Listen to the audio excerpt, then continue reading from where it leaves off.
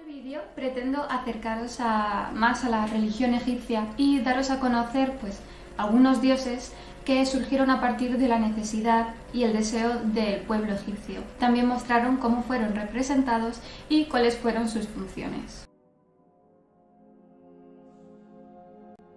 Bes fue uno de los dioses más populares en la tradición egipcia.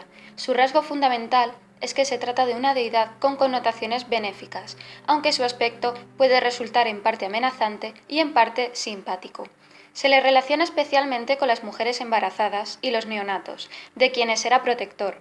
Son comunes los amuletos que muestran a esta divinidad, también relacionada con los niños, lo hogareño y la felicidad conyugal. Igualmente, era considerado protector de la casa real y hasta del sol.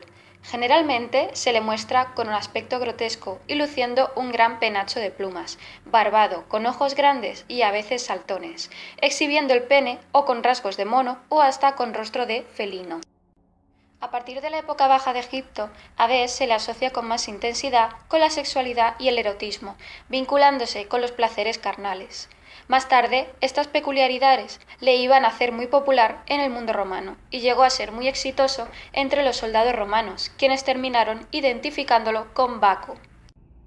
Así, cuando el mundo egipcio y el mundo romano entraron en contacto, la imagen de Bes vivió varias transformaciones.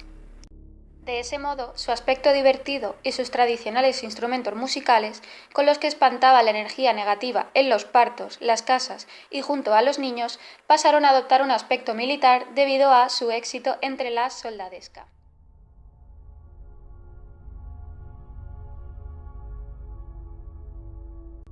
Api es la divinización del Nilo y del poder benéfico de la inundación, capaz de aportar todos los dones y la vida. De ahí que sus atributos le vinculen con la fertilidad, la abundancia y lo nutricio. También se le vinculaba con la capacidad de conseguir evitar hambrunas o las riadas excesivas y destructivas. Muchas veces, Api aparece en la iconografía con el vientre abultado, hasta con michelines y senos flácidos. En los templos, muchas veces en la zona del zócalo, es característica la iconografía que muestra a Api cargando con bandejas, surtidas con todo tipo de viandas, prodigando así los dones que aporta la inundación. En algunos contextos era considerado un dios creador y padre de los dioses, debido a su capacidad para dar vida y crear, además de mantener el ritmo de las cosechas y de la existencia. También era llamado Señor de los peces y de los pájaros, y se consideraba que tenía un séquito formado por dioses cocodrilos y diosas ranas.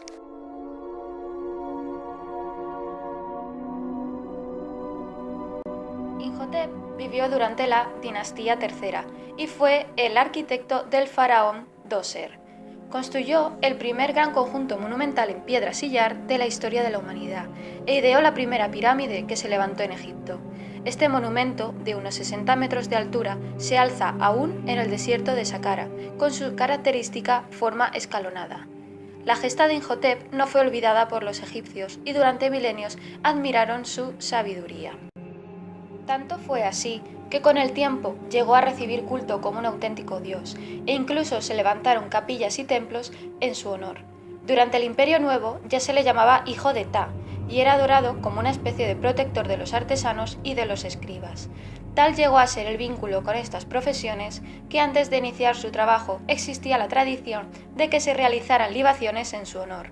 Incluso se ha documentado que los escribas tenían por costumbre, al ponerse a escribir, derramar en recuerdo de Imhotep una gota de tinta o hasta de su propia sangre.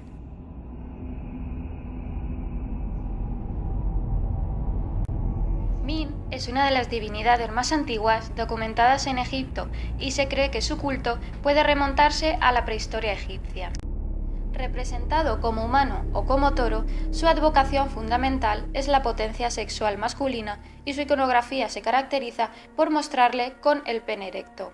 También en muchas ocasiones el dios Min aparece junto a una plantación de lechugas y es habitual que se le halague entregándole hojas de esta planta como ofrenda. Ello se debe a que a la lechuga en el antiguo Egipto se le atribuían propiedades afrodisíacas y por tanto era el alimento predilecto y más acorde con esta divinidad. También sus dotes procreadoras le relacionaron con la producción agraria, por eso se le identificó como la mágica fuerza que hace germinar las semillas, especialmente las de trigo, y era igualmente protector y procreador en el ámbito del ganado.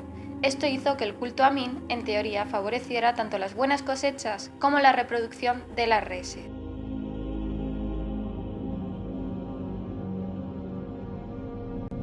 Sekhmet es una diosa leona, hija del sol, de ahí que porte como corona el disco del astro solar. A esta deidad se le atribuía un intenso poder destructivo y violento, pero a la vez era capaz de ser bienhechora y hasta sanadora, llegando a aparecer estrechamente vinculada con los médicos y la curación de enfermedades. Según la mitología del antiguo Egipto, el sol podía enviar a su poderosa hija a castigar a la humanidad. Las miasmas de la inundación eran su territorio y su aliento era identificado con el ardiente viento del desierto.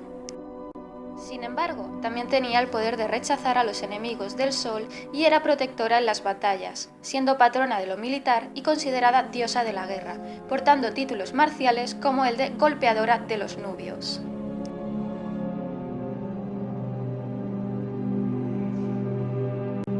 Seshat significa mujer escriba, lo que claramente alude a la esencia de su carácter como deidad de la sabiduría, de las ciencias y las artes. De hecho, su iconografía característica es la de un elegante joven sosteniendo un cálamo o pincel y haciendo el gesto de escribir. La tradición presenta a Seshat como diosa de las bibliotecas, los archivos y los anales reales, y bajo su protección estaban los escribas y los escolares, especialmente aquellos alumnos que formaban parte de las academias palaciales. Tiene un papel importante, en colaboración con el faraón, en los relatos míticos que narran la fundación de los templos. Ella ayuda al rey y a fijar las estacas para delimitar los cimientos del edificio y se encarga de verificar, debido a sus dotes como astrónoma, la correcta orientación del trazado de los cimientos. En Heliópolis, la diosa Seshat aparecía vinculada con Atum y el sagrado árbol de la Persea que, según la leyenda, crecía en el santuario y en cuyas hojas, supuestamente, la diosa escribía el nombre y años de reinado de los faraones.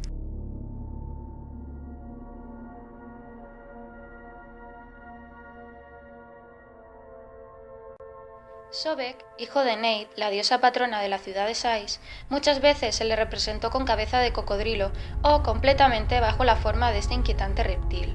Sin embargo, Sobek era un dios benéfico, al que consideraba con la capacidad de controlar las aguas del Nilo.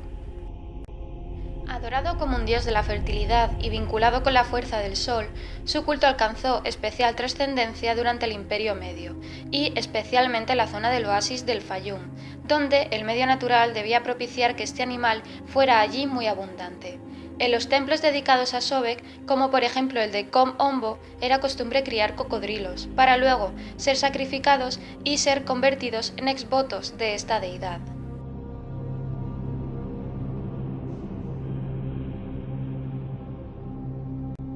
Tueris fue la diosa hipopótama, guardiana de las mujeres encinta, aunque muchas veces fue representada como una entidad híbrida en la que se mezclan partes de cocodrilo y león.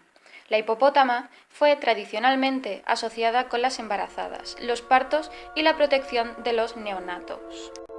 Tueris, cuyo nombre significa la grande, también se relacionó con la inundación y la abundancia aportada por el Nilo, de ahí que pudiera ostentar el epíteto de la del agua pura. Pero además se vinculó con el poder en gestación que encarna el océano primigenio del que todo surge, el Nun, de ahí que pueda ser denominada la que está en el Nun. Como diosa madre, puede aparecer en estrecha fusión con Isis y con Hathor, pero sus rasgos feroces, incluso su aspecto un tanto monstruoso y amenazante, pudieron relacionarla con Set en algunos contextos. Para finalizar, quería mostraros estos dioses para entender y conocer mucho más el mundo egipcio, su religión, su forma de pensar y aparte cuáles eran las necesidades, como he dicho antes, de la gente que formaba parte de esferas bastante menos pudientes y bastante más bajas.